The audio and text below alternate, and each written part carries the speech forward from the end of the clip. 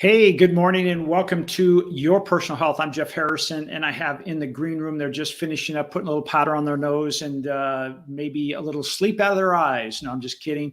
They're about to sleep, and that's Dr. Burris and Dr. Kim.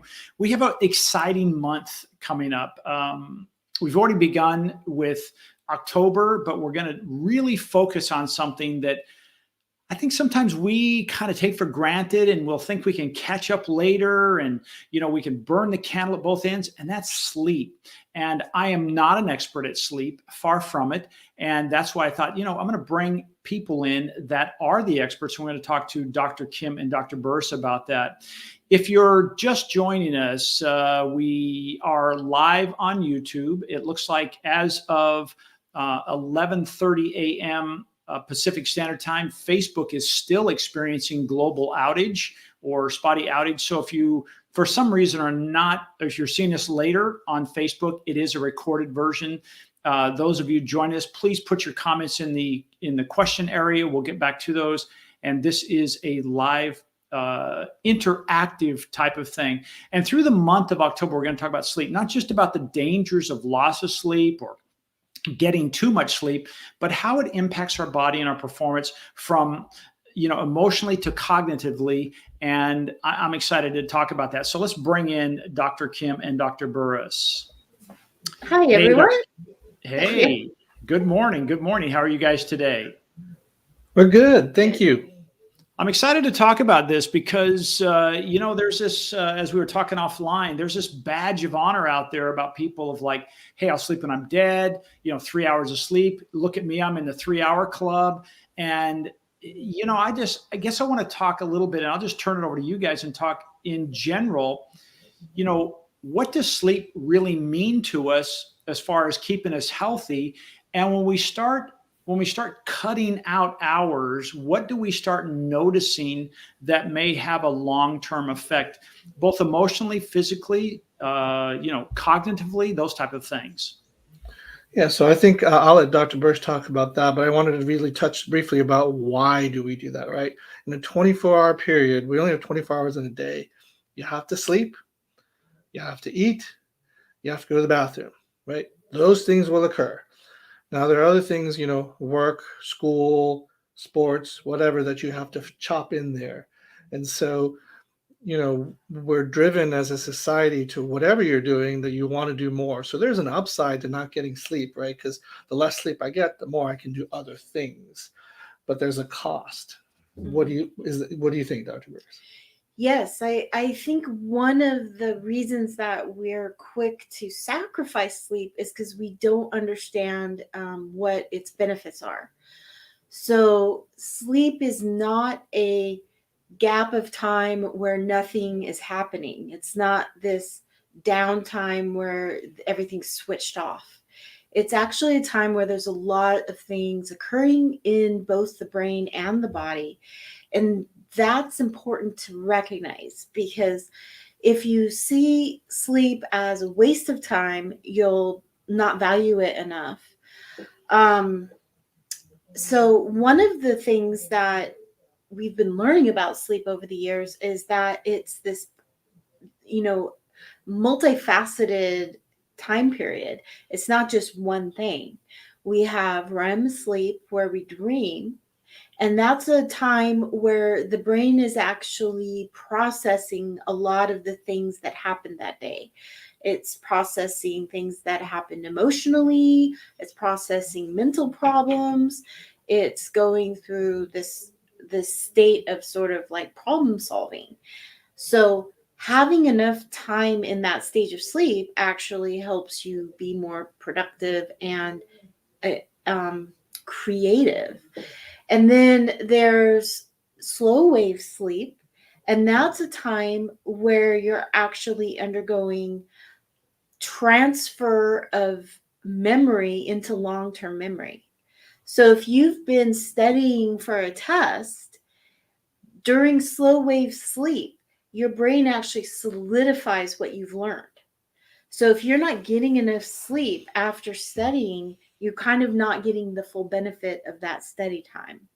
So thinking about that, is sleep is actually part of what you need to study for anything to learn, we can see how important it is for our kids as they're in school, for us as we're learning new things on the job, or say we're learning a new language, or we're in a new situation where we're having to take in new computer programs, or all those things that we're learning during the day get switched into that long-term memory at night during that slow wave sleep. So you need enough time during the night to cycle in and out of that slow wave sleep a few times.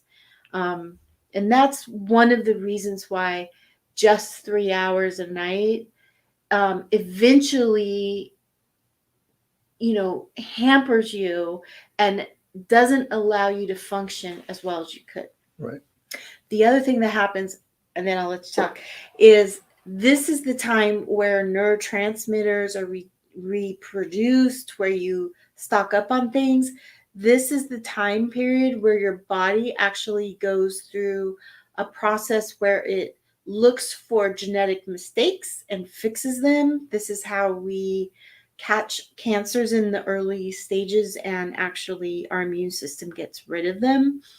So this process of cellular repair and replenishing the things that we need on the cellular level occurs mostly during sleep. So this is a really important health, long-term prevention thing that people can do is simply sleeping. I was going to say, I was just today talking to a friend of mine who was a Division I athlete. He was a competitive diver, and he also wanted to do well in school. And he said, what I wish someone had told me back then was don't sacrifice your sleep, because he spent his whole college career injured going back and forth to physical therapy because he wasn't allowing his body to repair enough, because he was driven to get A's and to competitively dive. And so he was training, and he said, well, I'll sacrifice sleep like everyone else does. And I agree with him. I think that the sleep that he was sacrificing allowed him to continually be injured, even at a low level, that he could never advance in his career. So in that case, when you have so much on your plate that you don't have enough time, the reality is that if you have to sacrifice sleep to do all your other activities, you might be doing too much. So it might be worth it for someone in that position to maybe cut back on the number of classes that they were taking, take an extra semester to finish college, if they want to also compete on that Division I level in a sport, just so that they can actually sleep and do well in both their classes and their sport. Right. That's kind of not what we're taught to do. We're taught to push it, and just go harder and harder and harder and somehow push through it. Graduate early. Yeah. It's like we celebrate that. We celebrate people who kill themselves to accomplish something and do the impossible. Right. Whereas in reality, we should kind of be encouraging each other to maximize our performance by making the best choices to make that success more likely. Right. As you're talking about this, it keeps popping in my head the things that these outer drivers that propel people to reduce their sleep and trying to accomplish more. And just recently, I saw a few interviews with Elon Musk and Jeff Bezos, and they were coming up with the conversation of sleep. And I think who owns the Dallas Mavericks? Mark Cuban. Mark Cuban. They're all three talking about sleep, because the interviewer is asking these people, well, how do you get so much done? Do you ever sleep? And they laughed and they said, absolutely. It's not uncommon that we are consistently getting between 6 and 8 hours of sleep a night. And the interviewer was just blown away, like, well, how can you get so much stuff done? And it didn't mean, and maybe this is a little bit of a mind shift, it wasn't meant that you personally got more done, is you learned the art, and this is a totally different subject, the art of negotiation and the ability to say no on the things that really aren't getting you there. Like Dr. Burris said, maybe you want to cut back on the number of hours and allow yourself to go an extra semester. But the reason I bring that up is, we have this perception, probably, I'm going to say mass perception, that by working longer hours, whatever that is, we will experience more success. But now we see 2 or 3 people that are probably the most successful on the planet right now, and they all 3 talk about how important sleep is. Yeah, I remember, I don't even know which CEO it was, but he had a napping couch in his office.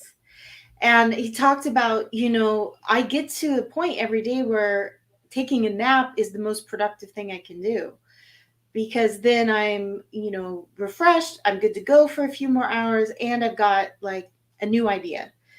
And I think that for a lot of us, we just haven't really thought about sleep in that way as an actual productive task, and so it's gotten a negative idea, like you're just you're being lazy. And so, much like exercise, it's one of those things that we know is good for us, but it's one of the first things that we'll give up. Right. Yeah. And I think also to that, just like exercising, the quality of sleep that you get, not that you lay down for 6 hours and you're up, but how was the quality? Did you get to REM? How much time did you spend on that? That's right. Important too.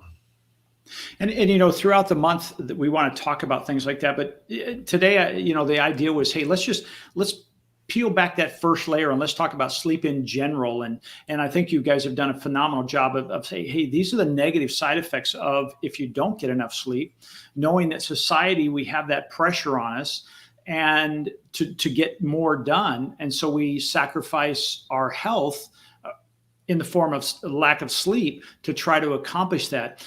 I'm just curious, as someone who, let's say they put in, like I have a dear friend, and I'll go over and see her sometimes. We do some business together. And she tells me she is one of these people that can work like 36 to 48 hours straight nonstop. And I'm just curious, people who do that, what kind of recovery time, like is one good 8-hour night's sleep going to get them back on track? Or is that still, they're starving themselves? Well, as a doctor who went through training, we went through training before they put the hour limits on. We routinely worked 40 hours straight. Wow. And in training, I'd say we were some months working 100 to 120 hours a week. Wait a minute, you said 120 hours a week? Yes. I mean, some people don't work 120 hours a month. That's insane. For $32,000 a year. Woo! Wow. Oh, well, okay. So you were making a lot of money. You were crushing it. I see. Crushing it. Wow. And he got more than me too, which I just really can't even right now. Okay. But the reality of it is the recovery from that, when it's chronic, like we were doing, is extensive. Like it takes maybe a few months to recover from several years of working like that. I think, I know a lot of single moms who probably spend years of their life in that type of a setting where they're really sleep deprived. And honestly, it's one of the chronic stressors on people that sometimes they can't escape. But if there is something that can be, adjusted, it's wise to do so. Yeah, I mean, I think there are short-term things that can recover quicker. But I think underneath, we're ignoring the long term. That kind of chronic sleep deprivation is not going to, is going to cause a long term damage that is going to take a slow time. It's like smoking, right? If you smoke long enough, and you stop, your lungs are still going to take years to recover. It's not like when you stop, well, in a month or two, you'll be back to normal. Yeah, I think it probably took me about 2 years to recover completely from residency. Wow. Yeah. It's one of those things where when someone is deprived of that sleep, what do you start noticing from a performance standpoint? Like you're talking about working 120 hours in a week. What kind of, to me, it's like, is there a tipping point where your performance really goes down and it's almost like it's better that you're not there versus you're a body and a zombie? Is there any science or stuff that said, hey, when you reach X number of hours of that level of work, your brain no longer can function at the higher level? Or is it a muscle and you just keep getting better and better at it? Well, it's probably, there are some instances where there's a little of both. As a person working in a very high stress, like mentally taxing job, like being a doctor in a hospital residency program, you get to a point where certain things are sacrificed, and probably one of the first thing that gets sacrificed is compassion. So that ability to put any energy into an emotional response to something. And that's why a lot of times when people are under stress, you get a lot of really dark humor. And a lot of it may be inappropriate for people who aren't going through that situation. And I think we see that in soldiers, we see that in police officers, of just sort of when you're under that type of stress, the ability to emotionally relate to people just is gone. And then beyond that, you start to have a really narrow focus where you might be doing okay, but maybe everything else is off the table. So you forget to pay your bills, you forget to call your mom on her birthday, you forget to say hi to your wife when you come home. I mean, all these things are part of that brain's sort of survival instinct, just focusing on that one task that they need to do. Yeah. And I think then as you continue on that train, people start yo-yoing and trying to control, well, I'll take a stimulant to stay awake, and then I need something to get me to go to sleep, and then a stimulant to take awake. And that even just further destroys the sleep architecture and worsens lots of things. And now we're on this wheel that we can't get off, because really it needs a reset, right? You need to stop it all, take, several weeks to let everything re-equilibrate so that you can get back to what is healthy. Well, what about those people that are, these sales of these energy drinks, these 5-hour energy drinks or 4-hour, whatever the names of them are, what kind of long-term negative effects, I don't want to call it damage, but negative effects might they have on these people that are still just keep pushing the envelope? Is it exacerbating already the damage that lack of sleep and recovery and rebuilding, all the processes you talked about at the beginning? Is it only making it worse?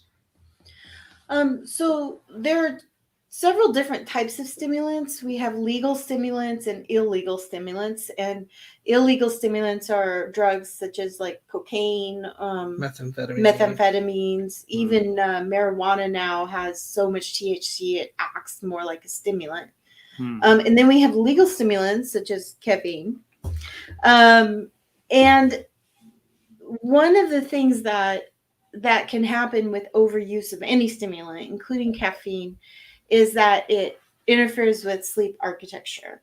So not being able to relax, it also has physical effects, usually on the heart.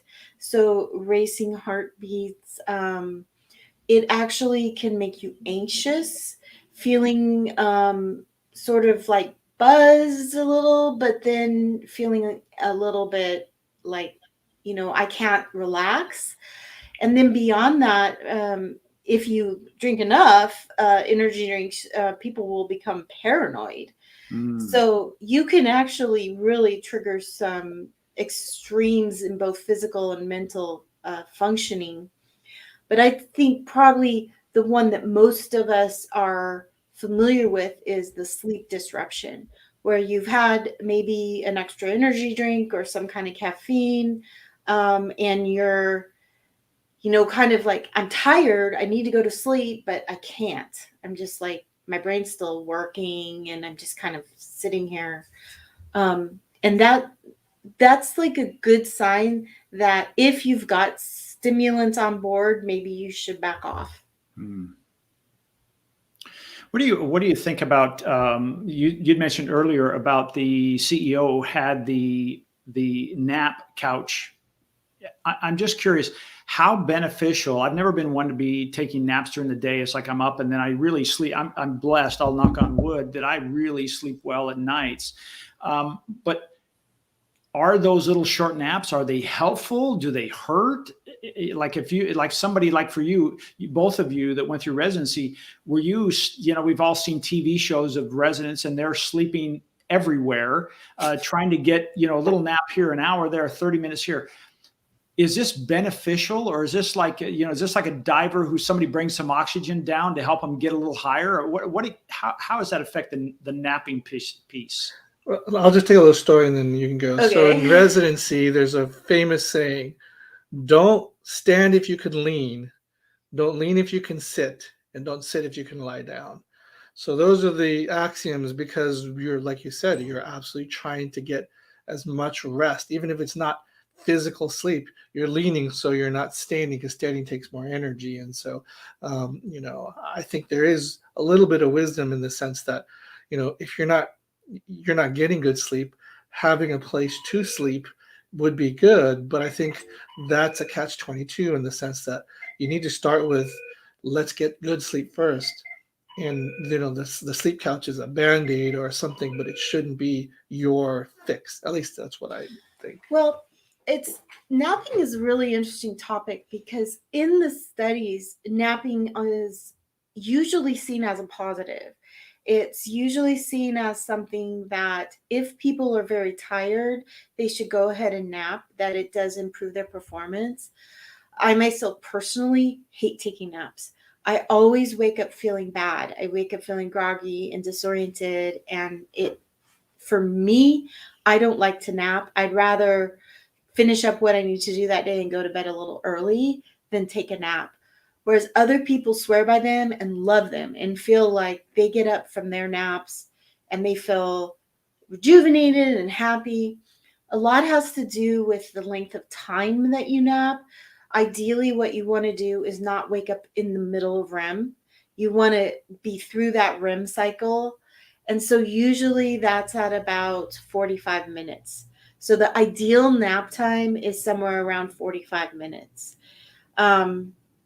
Often people won't wake up on their own. And if you set an alarm, it might take you a half an hour to go to sleep. So then you only get 15 minutes. So I think there are some people who figured this out and can really use naps.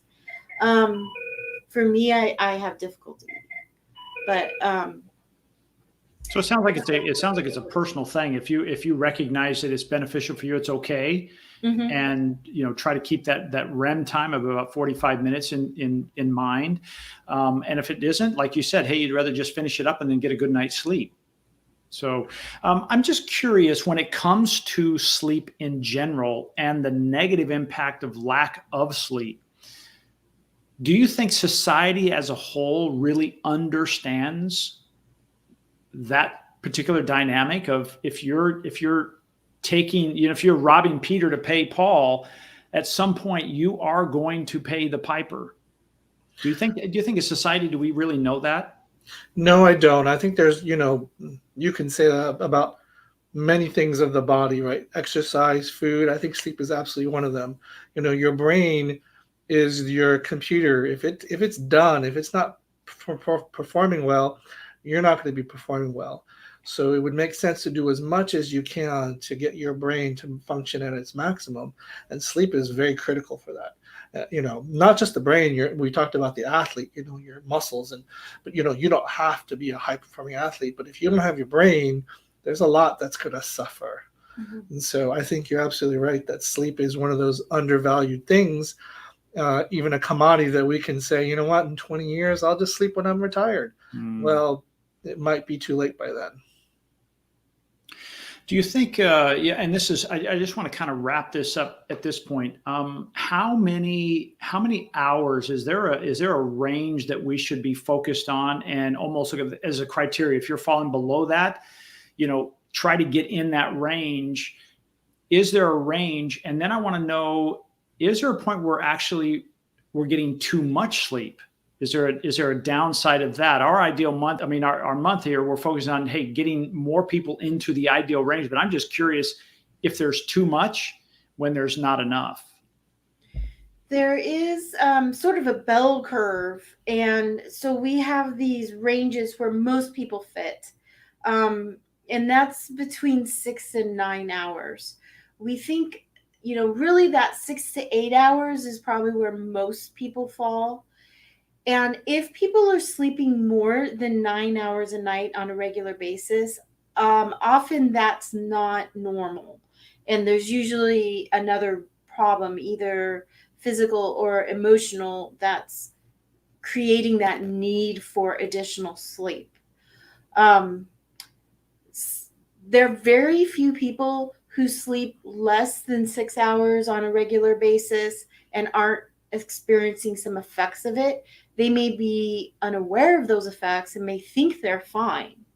But usually they could actually be functioning better if they got a little bit more sleep.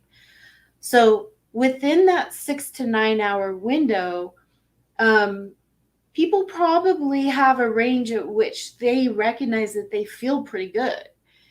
For me, it's in that 7 to 8 hour range. I probably a little closer to 8 than 7, but I do okay at 7. But if I'm at 6, I'm not okay after a couple of nights. So I definitely need more than 6. But I don't ever sleep 9 hours a night. It's just, I actually can't sleep that long. Yeah. And I think the caveats are, age makes a difference. The younger you are, you want to be towards the 8 to 9 hours of, we know kids probably need that much. Well, I was just talking about adults. No. So teenagers, believe it or not, need closer to 9 to 12 hours a night. They're going through so much with developing and changing and the brain and learning, both on the social and intellectual levels, and they're often more physically active. Teenagers need the most sleep of anyone outside of infants. Right. And then under that are our school age kids, and they're really more in that 8 to 10 hours. Right. And then babies, that's not even good. Yeah, it's like 20 hours. So newborns sleep about 20 hours a night. And I would say, like Dr. Burst said, if you're in that 6 to 9, you're probably good. If you're not getting enough sleep before, less than 6, or you're getting more than 9, that's probably a conversation with your doctor, because you really do want to make sure nothing is that medically is causing you to be out in the bell curve. Not that there aren't people in that bell curve. And along those lines, if you are getting in that 6 to 8 or 6 to 9 hour window and you still feel exhausted all day long or feel like you need to take a nap, that's also really important to talk to your doctor about, because there are other reasons why that might be occurring. I think those are, excellent points. I think when you said about a baby, we always have a joke. He said, somebody says, how'd you sleep? He said, I woke up every 2 hours crying just like a baby. And so when you say 20 hours, I'm like, probably is true, because they wake up for about 5 minutes, you change their diaper and they go back to bed. And it makes so much sense when you talk about teenagers and they're in their probably their maximum growth spurt. And if I think about some kids, like, okay, if they're robbed of sleep, does that impact their ability to really grow into the height and the structure and the physical strength they were really going to have by having a lack of sleep? That's an interesting point. Well, today we wanted to kick off our month of sleep and really talk about all the impact it could have. The rest of the month, I'm excited to hear this because we're going to talk about how can you get better sleep if you are troubled with that. Because do you guys have any idea, numbers wise, as a society, how many people out there, even just in the United States, are not getting enough sleep? Is it 10%, 20%? Is it 50%? Any ideas on that? No. 75. So we should have a very large group of people listening to this. And if you're catching this again as a recorded message on Facebook, because they still are experiencing a global outage during the live show, share this with them, invite them and say, hey, I'm going to press Dr. Burris and Dr. Kim to go deep on what are the things that we can do and really peel back those layers to really get that sleep that is so vital and necessary for our health, physically, emotionally, and cognitively. It's really, and quite frankly, spiritually, it's important to do that. And I'm looking forward to diving deeper in this. Before we go, any last thoughts that we haven't covered about the negative side of not getting enough sleep? It really affects kids' school performance. And it definitely makes people cranky, and it actually makes them hungrier. So if you're trying to eat better or watch your weight or lose weight, one of the most important things you can do is get a good night's sleep.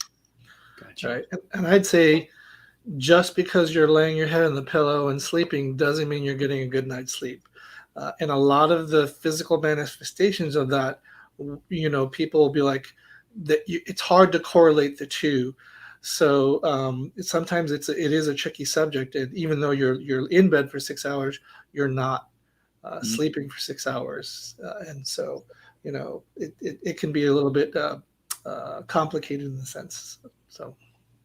Well, I'm really looking forward to diving into this and really helping those people out there. That 75% of people on the planet, or certainly in the United States, that are troubled with lack of sleep and not getting enough. Imagine, as you talk about some of the imbalances that are, people are angry, they're edgy, they're impatient, they're panicky. And this can be traced back to possibly not getting enough sleep. How much calmer of a society we would be if we would all get the right amount of rest. So I look forward to that. Dr. Burris, Dr. Kim, as always, I'm so grateful for your time and your intelligence and your wisdom and sharing it here on Your Personal Health. If this is your first time to join us, please let us know in the comments. And if you live in the Coachella Valley and you like the demeanor of Dr. Burris and Dr. Kim because they are getting enough sleep and they do have compassion, check them out at Coachella Valley Direct Primary Care.